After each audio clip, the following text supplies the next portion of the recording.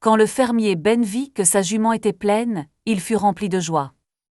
Cela signifiait qu'il allait avoir un autre cheval, ce qui pouvait lui rapporter davantage de richesses si c'était une bonne bête. Après des mois d'attente, le moment était presque venu.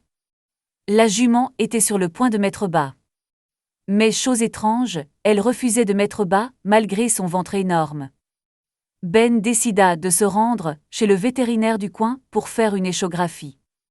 Quand le vétérinaire vit l'échographie, il appela immédiatement la police. Mais qu'est-ce qui n'allait pas chez la jument? Et qu'avait donc fait Ben de mal?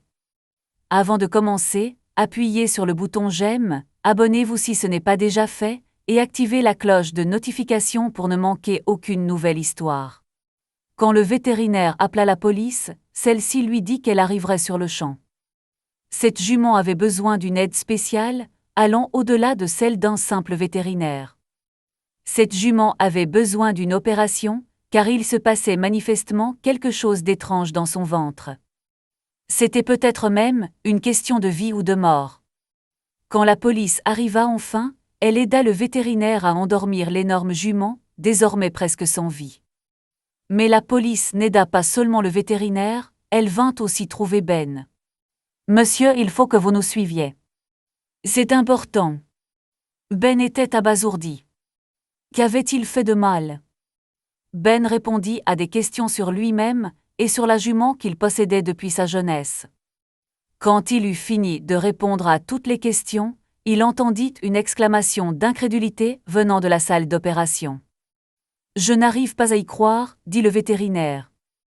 Mais qu'avait donc trouvé le vétérinaire à l'intérieur de la jument, qui le surprenait à ce point? Depuis près d'un an, la jument de Ben était pleine. Ben voulait vraiment un deuxième cheval, et comme il aimait tant sa jument, prénommée Felicia, il décida de faire en sorte qu'elle puisse donner naissance à un nouveau cheval. Mais ce ne fut pas facile. À la recherche du bon spécialiste, Ben devait trouver quelqu'un habilité à féconder légalement sa jument. Les mois passèrent, et il ne trouvait personne pouvant le faire dans les règles. Ben se demandait s'il devait accepter que ce qu'il voulait n'était pas possible, et se résoudre à acheter un cheval à la place. Mais finalement, après des mois de recherche, Ben trouva son homme. Cet homme était disponible dans un court délai, si bien qu'en quelques jours, il se tenait devant la maison de Ben et fit en sorte que Felicia soit fécondée. Ben était ravi, et ne pouvait attendre le jour où Felicia mettrait réellement bas. Cela avait été un processus long et lent, mais au bout du compte, Ben avait obtenu ce qu'il voulait. Au bout d'une ou 2 semaines, Ben appela le vétérinaire pour une première échographie, afin de vérifier si Felicia était réellement pleine. Après l'échographie, le vétérinaire annonça la nouvelle. Il examina la jument, et tout semblait aller bien, tant pour elle que pour son petit. Mais plus tard dans la gestation, les choses ne se passèrent pas comme prévu. En marchant dans l'écurie avec Felicia, Ben remarqua d'abord qu'elle ne parvenait plus à dormir autant qu'avant sa gestation. Et en plus de cela, Ben ne pouvait plus se promener avec elle dans l'écurie, ce qu'elle aimait tant auparavant. Mais Ben n'arrivait pas à comprendre pourquoi il en était ainsi. Felicia devint de plus en plus agitée au fil de la gestation. Ben pensait que cela passerait bientôt, puisque le vétérinaire avait garanti que c'était normal. Mais la semaine où elle était censée mettre bas son petit poulain, elle atteignit son point de rupture. Ben avait tout préparé pour la mise bas afin que tout se déroule sans encombre, mais Felicia refusait tout simplement de mettre bas. Ben ne pouvait rien faire d'autre qu'appeler le vétérinaire, mais Ben dut répondre à des questions auxquelles il ne s'attendait pas. Franchissant une étape nécessaire, le vétérinaire demanda à Ben comment se comportait exactement Felicia. Ben expliqua qu'elle avait d'abord été agitée, mais qu'à présent elle ne bougeait presque plus. Le vétérinaire fut choqué par les réponses de Ben et lui expliqua qu'il devait faire en sorte que Felicia se couche par terre de la bonne façon. Le vétérinaire expliqua que Ben devait allonger complètement Felicia, car il était peut-être temps qu'elle mette bas un nouveau poulain. Mais allonger Felicia n'était pas exactement facile, car elle se montrait plutôt agressive. Ben craignait d'être attaqué par sa propre jument. Il hésitait. Était-ce vraiment judicieux de faire cela? Et si elle attaquait réellement Ben? Les choses ne pourraient pas bien se terminer dans ce cas, ni pour Ben ni pour sa jument. Y avait-il un autre moyen? L'esprit de Ben s'emballait, tandis qu'il fixait les yeux affolés et douloureux de Felicia. La voix du vétérinaire crépitait dans le téléphone, pressante et sans concession. C'était le seul moyen de la sauver. Ben inspira profondément, forçant ses jambes tremblantes à avancer. Il s'approcha de Felicia avec un calme qu'il ne ressentait pas vraiment, murmurant les mêmes paroles apaisantes qu'il utilisait depuis qu'elle était pouliche. Lentement, miraculeusement, la jument le laissa la guider. Mais alors qu'elle s'allongeait enfin sur le sol de l'écurie, la main de Ben effleura son ventre distendu. Et il se figea. Sous la fourrure et la peau se trouvait une seconde protubérance, dure, irrégulière et entièrement distincte de l'endroit où aurait dû se trouver le poulain. Son sciure cognait contre ses côtes. Quand il décrivit la protubérance au vétérinaire, le silence à l'autre bout de la ligne fut assourdissant. « J'arrive » murmura enfin le vétérinaire. Mais Ben ne retouche plus cet endroit. Les 30 minutes d'attente qui suivirent parurent une éternité de purgatoire. Le monde, à l'extérieur de l'écurie, poursuivait son rythme frénétique, les embouteillages de l'heure de pointe encombrant les grands axes menant au ranch. Ben regardait l'horloge. Chaque seconde était un coup de marteau porté à son espoir. La logistique de la survie tournait au cauchemar. Le vétérinaire étant bloqué dans les bouchons, le désespoir de Ben se mua en ingéniosité. Il appela un ami du coin, un homme connu pour sa vitesse à moto, et organisa une prise en charge à haut risque.